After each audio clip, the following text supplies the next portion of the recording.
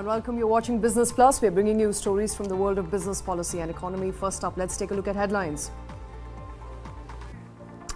Racist remarks over Prime Minister Modi's Lakshadweep tweet sparks row with Maldives. Male suspends 3 ministers as hashtag boycott Maldives trends on social media. Indian tourists cancel scheduled vacation to the island nation. Ease My Trip cancels all flights. Celebrities join the boycott call.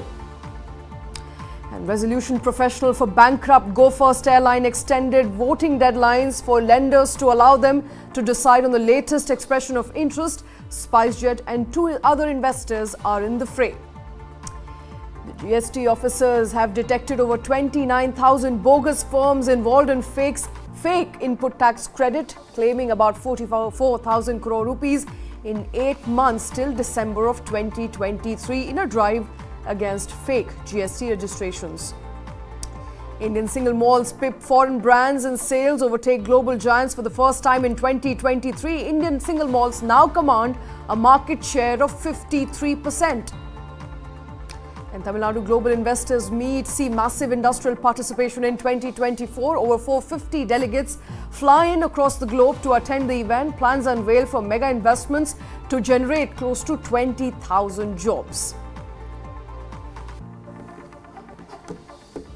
Well, the top story that we are breaking at this hour comes on the back of the racist and uncouth remarks made against Prime Minister Lakshadweep's tweet, as well as Prime Minister Modi on the photos that he shared on social media. Some of these tweets put out on social media platform X have now generated a massive controversy that has called in for the boycott of Maldives. In fact, many people who were scheduled to take a flight up to Maldives have now cancelled their plans. Now, this is developing into a huge row. My colleague Krishna Kumar here with us in the studio. Krishna, we have seen some unprecedented move, not just on the part of many celebrities who've joined the boycott call, but also, come to think of it, Ease My Trip, latest to join the bandwagon, has now cancelled all flights to Maldives. Right. That comes on the back of, the social media chatter about thousands of Indians cancelling their vacation to the Maldives on the back of all the controversy and all the back and forth that has been going on. Fact of the matter is that, we had that on Sunday. By Sunday, you had all those 3 ministers being suspended by the Maldives government. But the fact of the matter is you have to go back to where it began. It began with those tweets that you're talking about that Prime Minister Modi put out on his visit to Lakshadweep. And it was indirectly, in fact, it wasn't from the Prime Minister or from the Indian government, it was indirectly interpreted by many on Twitter and social media, Twitter as an X and on other social media platforms, that was a direct counter to Maldives, like pitting Lakshadweep as an alternate destination to the Maldives. Whereas it was Prime Minister Modi continuing something that he's always been talking about, vocal for local, asking Indians to take more vacations within India and explore so many parts of India that they haven't explored before. This wasn't a matter of saying that don't go to Maldives, go to Lakshadweep instead. It was a simple message from the Prime Minister that please do understand that we have a place called Lakshadweep, and we need to understand the wealth that India has, that Indians themselves have to explore in terms of tourist spots, vacation spots, holiday destinations. So in a sense that but Krishna, if you look at those tweets were not necessarily about pitting Lakshadweep against Maldives. Right. Those tweets were essentially racist in nature. Right. They talked about how India, and I quote, smells for that matter. And those were interpreted the way they were made, in bad taste. And all of that. Sweta, what I'm trying to correct over here is really simple. I'm taking this back to even before anybody from Maldives said anything. India did not pit Lakshadweep against the Maldives, right? The racist tweets came from Maldives, and those who put out those racist tweets were suspended. So that is Maldives' problem, really, so to speak. And you're talking about a new Maldives government which has been so, in a quote-unquote anti-India and pro-China, more than anti-India, pro-China. They want India out. They want the Indian military presence out. That has been brewing even before Prime Minister Modi went to Lakshadweep. So I'm just trying to put things into perspective. Yes, they were racist and derogatory tweets. Those who put out those tweets were dealt with. Whereas India is clear, Indian Prime Minister is clear.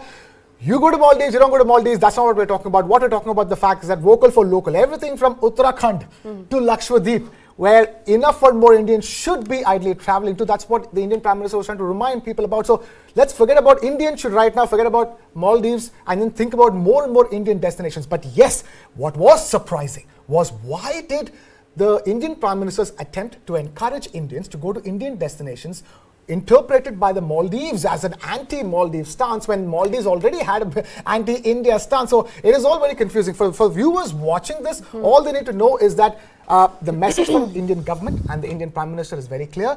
Keep exploring Indian destinations. And yes, it was absolutely in pathetic taste, the kind of tweets that came against us. And so what we're discussing essentially here this morning is, can Maldives afford to not have Indian tourists? I'm going to put some data to put this into perspective. And so the data that has come out as of December of 2023 from Maldives Tourism Ministry states that a total of 200,000, an upward of 200,000 people from India came to Maldives, and Indians substantially contribute to Maldivian tourism industry. So at this juncture, at this stage where Maldives, and if you put things into perspective as a continuation of ties which have been worsening between India and Maldives, at this juncture, can Maldives afford to not have Indian tourists? Well, it looks like it doesn't, and the problem is that it should be Maldives that should be concerned about it.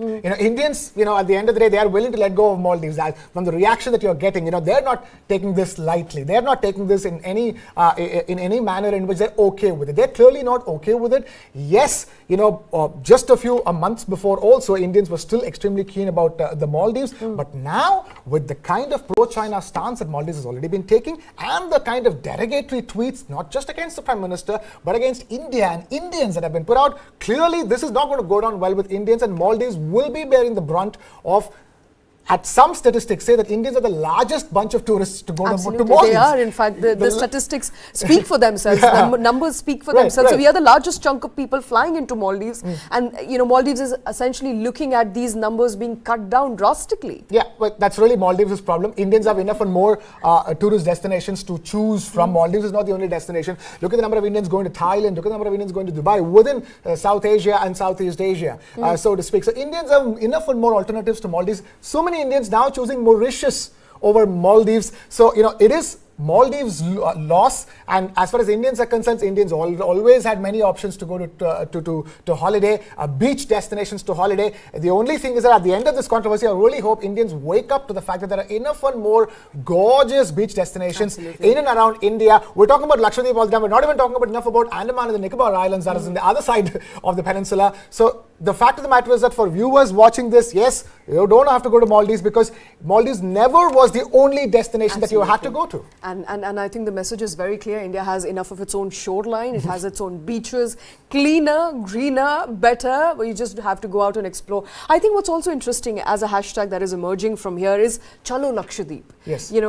If you start a war against Indians for something that they do not initiate or did not initiate to begin with, we have enough and more alternatives. And Ease My Trip there, I think interesting, Prashant Pitti, the chief of Ease My Trip, has said water and beaches of Lakshadweep are as good as that of Maldives, and we at Ease My Trip will come up with crazy special offers to ensure that more tourists now visit Lakshadweep as opposed to Maldives. The only question I have to ask, beg your pardon for being skeptic, is that does Lakshadweep have the kind of infrastructure to support the sudden influx? If all those 200,000 Indians were to suddenly choose Lakshadweep, does it have enough tourist infrastructure at this stage? I'm not sure about it. But the fact of the matter is that Taj is set to open 2 resorts in Lakshadweep, but that will take another 2 years. We're not talking about 2024. We're in 2024, the beginning of 2024. By the time those 2 resorts open, to be 2026. There are a limited number of hotels. And also bear in mind, Lakshadweep is an opportunity in waiting, come to think It's an opportunity in waiting, and the second thing is that we don't want to ruin Lakshadweep with a sudden influx of hundreds of thousands of people rushing into it and damaging its ecological balance. Yeah, but India has about 7,500 kilometers worth of coastline, so Lakshadweep is not the only destination. There is Gokarna that we're talking about. I mean, there's tons of other destinations. From Kerala, this side onwards to the Karnataka coastline. Gokarna is in Karnataka. And again, Indians should not just think the moment you think Indian beach destinations, it's only Goa. That's what's been happening so far. So Indians really need to think outside the box when it comes to their holiday destinations. So it is not just Goa. There are tons, as you're rightly pointing out, long coastlines on both sides in the Arabian Sea and the Bay of Bengal. So many coastlines in Tamil Nadu, for example. Chennai has the second largest beach in the world, which is called Marina Beach. Yes, it's It's not a holiday destination. But then there are enough and more opportunities within India. That's probably the only lesson that Indian holiday makers have to take from this entire controversy. And obviously, as far as the India-Maldives ties are concerned, I mean, it's going from bad to worse. Okay, let's spend a minute on India-Maldives ties, because India and Maldives are very close partners, especially when it comes to tourism. And tourism is going to take a beating now on the back of those remarks. They have suspended the 3 ministers. Is that enough? What more are we expecting? Well, suspending 3 ministers right now, the kind of tweets that was put out, it should have been done earlier. It should have been 24 hours earlier. It should have been more immediate. It should have been sterner action, maybe dismiss them and not just a suspension. God knows. But the fact of the matter is that they've already been the new government in Maldives has a strong pro-China stance. Absolutely. I'm wondering where they're going to go with that. Will Indian tourists be replaced by Chinese tourists? Is that what Maldives is expecting? Because Maldives as an economy is heavily dependent on tourism to support itself. And if tourism is what its mainstay is, the mainstay of Maldivian tourism is Indian tourists. So this is definitely not good news for Maldives and its economy. I wonder what the government is going to do to repair, because it is now up to the Maldivian government to do some damage control if they want to, salvage anything. But I think this whole episode has left a very bad taste in the mouths of Indians. So, I really wonder whether Maldives can claim it back, claim a positive response back from the Indians. From a Sachin Tendulkar to an Akshay Kumar now tweeting and asking for more Indians to go to Indian beaches. Perhaps there are a great many alternatives, not just Lakshadweep and Andaman and Nicobar Islands, but great many alternatives when it comes to India's coastline, for that matter. About 7,500 kilometers worth of coastline. Too many places that you can go to, so many places that are serving to be an alternative to Maldives. But the latest row has taken a beating on the relationships that India and Maldives once had. To what extent can they be salvaged? We don't know, but 3 ministers have been suspended so far for making very utter racist tweets and speaking in a very disregarded fashion against Indian Prime Minister, and not just Indian Prime Minister, but also making racist tweets on India per se. We're going to leave it at that with time for a quick short commercial break. We'll be back in just a bit.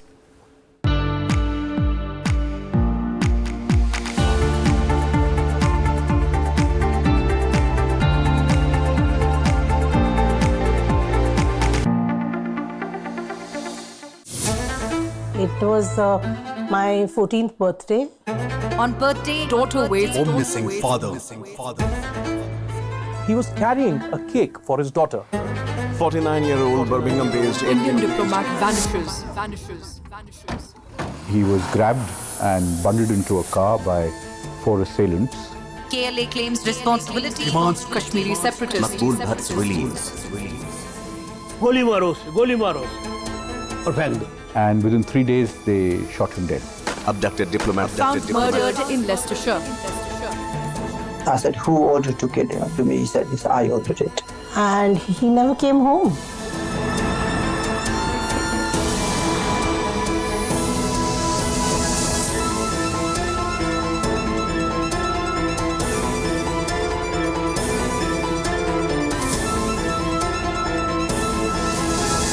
Stop searching. Start streaming. Download the world's first news OTT. News 9 Plus. Ahead of the curve. Yes, the scale of the attack surprised us. When you get a series of alerts, 16 intelligence alerts, if Maharashtra government at that time had alerted the Coast Guard and the Navy, this 2611 would not have happened at all. And one of the details they had planned was to use these dhagas to mislead the investigative agencies. All this was to be presented as a Hindu terror. So it was a Pakistan operation. The LET was the front end.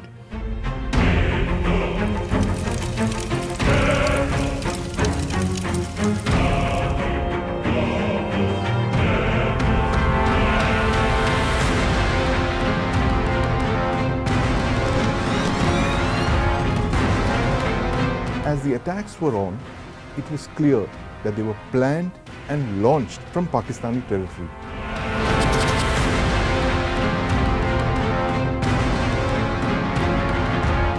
for all of those victims of terror that was exported from Pakistan over the years, including but not limited to 2611.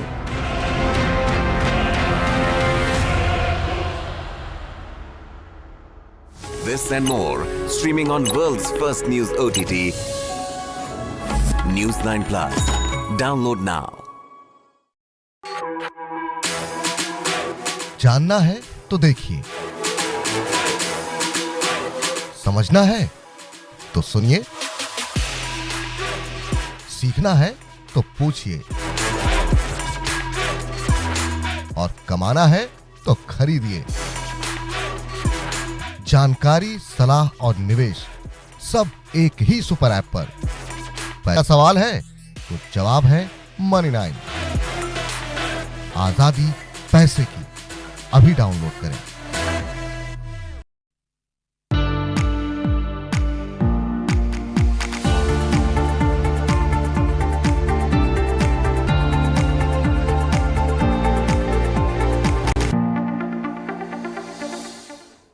Welcome back. Looks like Go First could be back on air if everything goes as planned. As far as expression of interest from SpiceJet and 2 other investors is concerned, we are now given to understand that resolution professional for Go First has now extended voting deadline for lenders to allow them to decide on whether the expression of interest meets meets the requirement for somebody who could potentially, Krishna, buy Go First. Right. Looks like there is a second chance, a second window for Go First to perhaps come back. Right. And all of this began with 3 entities, including SpiceJet and 2 overseas entities expressing interest to buy them, to buy into Go First. The issue here is that there are the secured creditors and the creditors, and they have to vote. A large public sector bank, from what we understand, has asked for more time because the board has to ratify this extension of the deadline. Bear in mind, the deadline for the resolution is actually the 4th of February. And right now, what has been extended is the time given to these creditors who have to ratify it and saying that, okay, you can extend the process, because they're interested now that Go First has so much buying interest from 3 different entities that these bidders should be given more time to sort out their own issues and arrive at the process of buying into Go First. So what has essentially happened is that Mr. Ajmera, who is the resolution professional, the corporate insolvency resolution process, that's what Go First is in at this point in time. Bear in mind, it went into a voluntary insolvency resolution process. At this point in time, what has been extended is not the final date. The final date for the resolution is February 4th. Here is the bankers, the creditors who already need money back from Go First. We're talking about public sector banks being owed about 3,700 crore rupees, overall over 6,000 crore rupees that Go First owes. These banks now have to give the approval to allow the bidders extra time to make their bids, and that's what's happening. So first, you're giving extra time to the existing creditors to approve and say the fact that, okay, we can extend the deadline for beyond the 4th of February. And for that decision to arrive at is what an extension has been given by the resolution professional. So we're still a few steps away from these bidders eventually materializing for Go First. And bear in mind, these bidders have come in on the back of a couple of important things. And these are unsolicited bids. It's also important to point out that the bidding window had closed after Jindal Power had shown expression of interest initially but did not go through with its proposed bid. Do we know that these 3 potential bidders will make a final bid or not? I don't think that is clear just as yet. No, it is not clear just as yet, but what is happening is that, let's talk about the bidders first. Sharjah-based Sky One, Africa-focused Safric Investments, and SpiceJet. SpiceJet, we all know that it has its own issues, but the fact of the matter is that they are all hopeful that Go First's own issues with the engine maker, Pratt & Whitney, those issues will be resolved in Go First's favor. It is with that positivity that these 3 bidders have even shown this unsolicited interest into Go First. So the question here is that, first, will the existing creditors allow for that extra time for these bidders? For that, extra time has been given to the creditors. Now, once they decide and say that, okay, you can go ahead, these bidders can take that extra time to process their bids and submit their bids, and that will be a green signal to these unsolicited bidders. It's as simple as that. It's one step leads to another. If the existing creditors are confident that these 3 unsolicited bids can finally, save Go First, then sure, let's go for it. So, let's go for it with Go First. So that's where things stand right now. So we will know better when the final approval comes from the boards of all these banks, saying that yes, the banks as boards have approved. You can extend that bidding timeline beyond the 4th of February, and then we'll understand whether these bids will materialize and eventually save Go First or not. All right, so we'll have to still wait and watch out for that till the end of February, perhaps, when the bidders are going to make their final bid. But as of now, lenders have been given more time. Committee of creditors have more time to analyze the expression of interest from 3 airlines that they have received to potentially buy out Go First. Whether that offer will materialize or not, we don't know. But Go First, in fact, staring at another window of opportunity. The resolution professional Shailendra Ajmera has extended the deadline. But moving on to a story that has come as a surprise, but not so much to a lot of people who have been observing as to what's happening with GST. About 29,000 bogus firms involved in input tax credit claims fraudulently getting 44,000 crore and upwards from the government, claiming that money on the back of input tax credit claim have now been identified till the end of 2023. For 6 to 8 months, they've been claiming money from the government. There was a fake GST registration drive, and to identify fake GST registrations, 29,000, a big number there, Krishna. And look at the number of, the amount we're talking about, over 44,000 crore rupees. That's the kind of money that we're talking about over here. Shweta, as you're rightly pointing out, we're not new to GST frauds being detected. The good thing is that the crackdowns have been successful. Consistent crackdowns by the GST authority has meant that more and more fraudulent entities and fraudulent claims are being picked up. That's certainly good news as far as India's GST collections are concerned. Bear in mind, we also understand that right now they're even looking at a tech shield or technology to help streamline the process of GST and make sure no such fraudulent entities and fraudulent claims take place. And apparently, they're set to use artificial intelligence and other latest technologies to ensure that such fraudulent entities and fraudulent claims don't take place going forward. But the lesson to be learned from all of this is that although GST is a big success as far as streamlining revenues across the country is concerned, what is happening is that many entities choosing to look at the loopholes and finding their own way to claim money that is not owed to them by the government.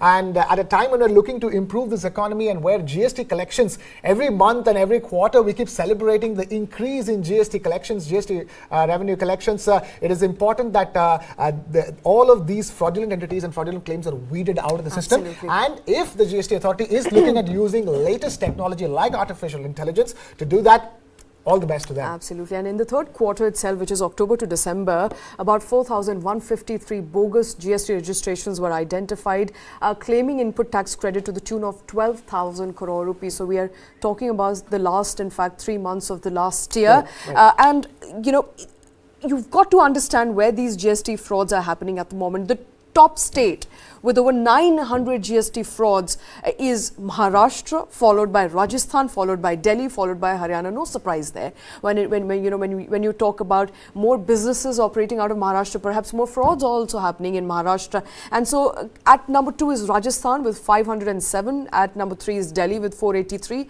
and Haryana at 424. These were the total number of frauds that were detected from these states only in the preceding or the last 3 months of last year. Big numbers there, Krishna. Also, the detection during December quarter itself protected revenues over 1,300 crore rupees. So, essentially, 41 people were arrested, 31 arrests were made by Central GST Authority. So, both Central GST Authority, State GST Authority, making those arrests, identifying those people who are defrauding the GST Authority. Yeah, I'm just surprised that states like Gujarat and Tamil Nadu are not part of it, because they're also huge GST revenue contributors. In fact, fact, today we had the state-wise breakdown where, you know, we had Gujarat contributing about 9.5%, growth of GST collections in Gujarat at 9.5%, whereas Tamil Nadu and Telangana were showing growth rates of over 16%. Maharashtra, incidentally, has shown a high GST collections growth of over 18%. So yes, in a sense, that logic applies. When more businesses operate out of a state, the chances of more fraudulent claims that is possible.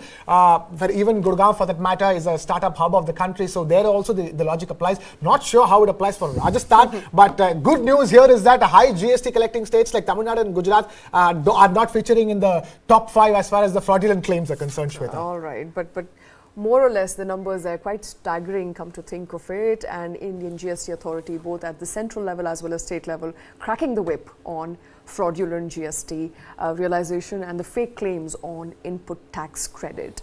But moving to a story that is likely to bring cheers to Indian single malt, people who drink single malt, perhaps people who closely observe how the Indian beverage industry is performing at the moment. Indian single malts have now pipped foreign brands in sales for the very first time globally in 2023, currently command over 53% of the market share. So all on your screens at this point, from Amrut to Rampur to Indri, are now most number of single malts sold outside of India, globally commanding over 53% share. Right, it talks a lot about the kind of brand value that Indian single malts have accumulated, in the recent past. Because let's face it, when it comes to single malts, we're talking about one country barely. We're talking about Scotland and Scotch only, and whiskies made in that part of the world. But the fact of the matter is that Indian spirits manufacturers, we're talking about whiskey right now, but let's face it,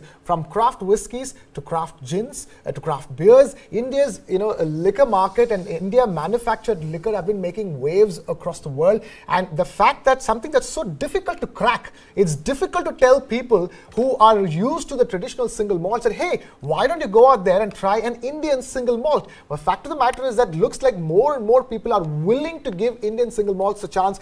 Indian single malts with the kind of branding, positioning, and the quality of the spirit itself is certainly impressing people, Shweta, and that is something to take note of, because traditional single malt drinkers, for them to shift out of what they are drinking to another single malt brand manufactured outside of their traditional places is a big shift. It's a big mental shift. It's a big attitude shift. And the fact that these numbers tell us that shift is taking place, and it's taking place at such a fast pace that we are now outselling some of the traditional single malts. That's great news for Indian spirits manufacturers. And let's quickly run our viewers through some of these numbers, quite staggering for that matter. Of the total sales of about 6,75,000 cases of single malts sold in India last year, around 3,45,000 cases were retained by Indian origin makers, so including your likes of from Amrut to Indri, and of which remaining 3,30,000 were by Scottish and other makers. Of course, Scottish brands,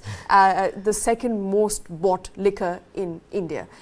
In the estimate, in fact, from the local brands grew by around 23%. So the Indian brands have seen an overall growth of 23% in just a single year, as compared to the more conservative 11% growth that the imported whiskies have seen in India. So more and more people, of course, in India drinking Indian brands. That is for clear from that number. Oh, absolutely. And you were talking about companies like Diageo and other big liquor giants consistently wanting to introduce Indian single malt.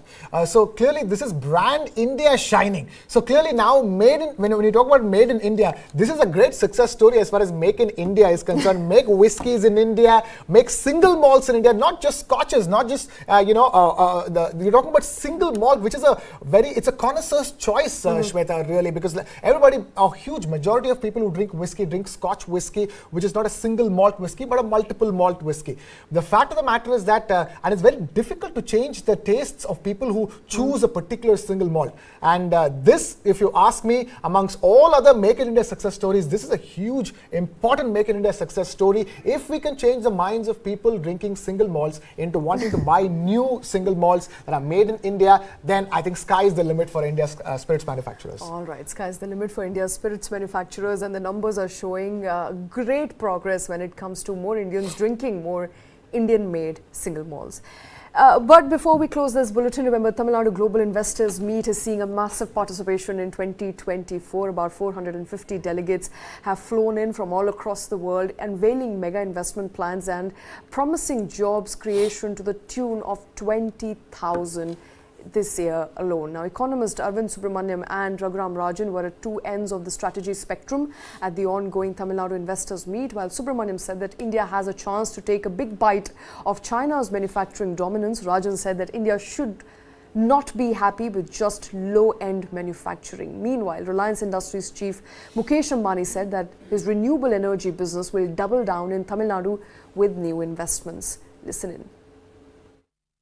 I'm very much for using the skills of the state, the tremendous number of engineers, for example, the fact that our GER ratio, number of people in higher education at any point in time, it's north of Europe at this point in Tamil Nadu. It's 27% in the United Kingdom.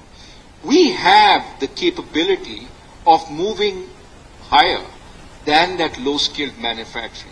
By all means, don't discourage it, but be more ambitious on focusing on the higher end. On, when you're making, metals, focus on specialized metals. What is happening, with the decline of China is that a huge opportunity is opening up. Huge. I mean, just to give you a sense of scale, if you take labor-intensive goods in the economy, clothing, footwear, leather, textile, toys, etc., China's share of global exports is something like 40%. Guess what India's share is? 4%. Okay? If, therefore, China goes from 40, as it inevitably is going to 35, 30, 25, and if India can take advantage of that opportunity, you are actually talking about reversing some of the manufacturing that India has not taken advantage of. We have opened nearly 1,300 retail stores across the state, investing over 25,000 crores. Jio has invested over 35,000 crores in Tamil Nadu, bringing the fruits of digital revolution to 35 million subscribers in every town and village in the state. In December, Jio completed the fastest rollout of 5G anywhere in the world. This will enable Tamil Nadu to reap the benefits of artificial intelligence and other breakthrough fourth industrial revolution technologies, which will further accelerate its economy. Reliance has partnered with Canada's Brookfield Asset Management and US-based Digital Reality to set up a state-of-the-art data center that will be opened next week. Reliance is committed to making new investments in Tamil Nadu in renewable energy and green hydrogen. We shall work closely with the state government to promote sustainable development, which is necessary to save Mother Earth from the climate crisis. And Mukesh Ambani joining a long list of industrialists who are pledging investments in Tamil Nadu. Mukesh Ambani particularly talking about Reliance's plans for Tamil Nadu, including in renewable energy business, green hydrogen, as well as the data center with Brookfield that is likely to come up next week. But with that, it's a wrap on the show. Thank you very much for watching.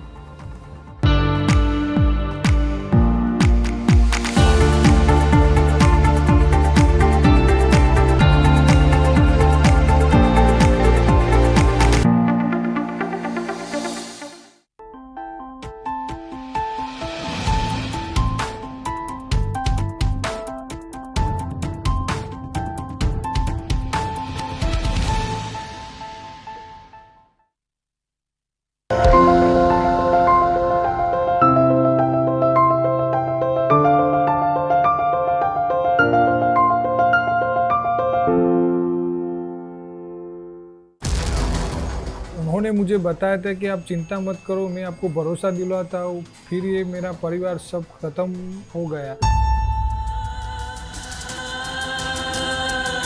In a disturbing discovery on the Minnesota-Canada border, police found the bodies of 4 family members who they say froze to death. Sent shockwaves across 2 continents and left many people asking a simple question: why?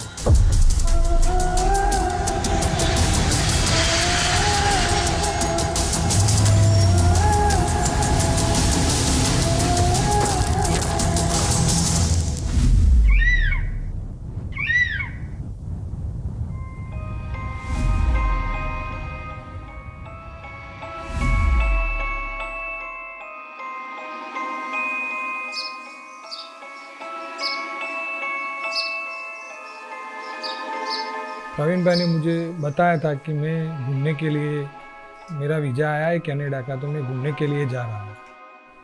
फिर बाद में जो उन्होंने मुझे बताया कि मेरी निकुल से बात हुई है और वो मुझे यहाँ से अमेरिका क्रॉसिंग करवाना का बोल रहा था। तो 2-3